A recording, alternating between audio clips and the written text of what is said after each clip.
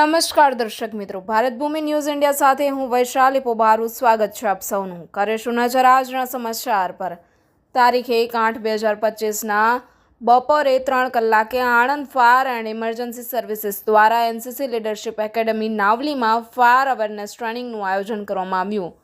ત્યાં 400 જેટલા એનસીસી કેડેટ્સને આણંદ ફાયર ઓફિસર ધર્મેશ ગોળ દ્વારા આગના પ્રકાર, આગને બુઝાવવાની પ્રાથમિક પદ્ધતિઓ, ફાયર બ્રિગેડ દ્વારા કરવામાં આવતી કામગીરી, કટોકટીના સમયે બચાવ કામગીરીની તકનીકો અને ઈઆરવી એટલે કે ઇમરજન્સી રેસ્ક્યુ વ્હીકલના ઇક્વિપમેન્ટનું લાઈવ ડેમોન્સ્ટ્રેશન કરી સંપૂર્ણ જાણકારી આપી માહિતગાર કરવામાં આવ્યા।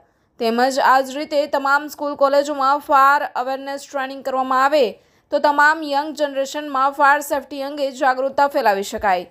બ્યુરો રિપોર્ટ, ભારત ભૂમિ ન્યૂઝ ઇન્ડિયા, આણંદ।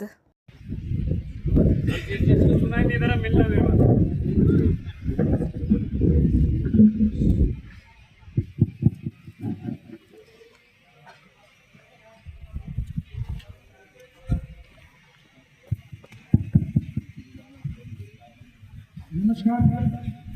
हिंदी के गुजराती गुजराती चाले है ने આપણે મારું નામ છે ધર્મેશ ગોળ, હું આણંદ ફાયર ઓફિસર છું। હવે આપણે જે વિષય માટે અહીં આવ્યા છે અત્યારે કે ફાયર, સૌથી પહેલું ફાયર બ્રિગેડ માટે ફાયર વિશે જણાવીશ તમને કે આપણે લઈ શકવાના છે, આપણે લઈ શકવાના એટલે હવા આપણે ના લઈ શકીએ।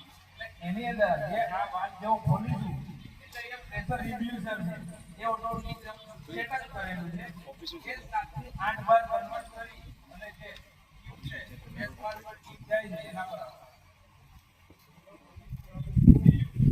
આ જે છે કંટ્રોલમાં જેટલી હવા છે એટલી ભરેલી એ આપણને બતાવશે પ્રેશર।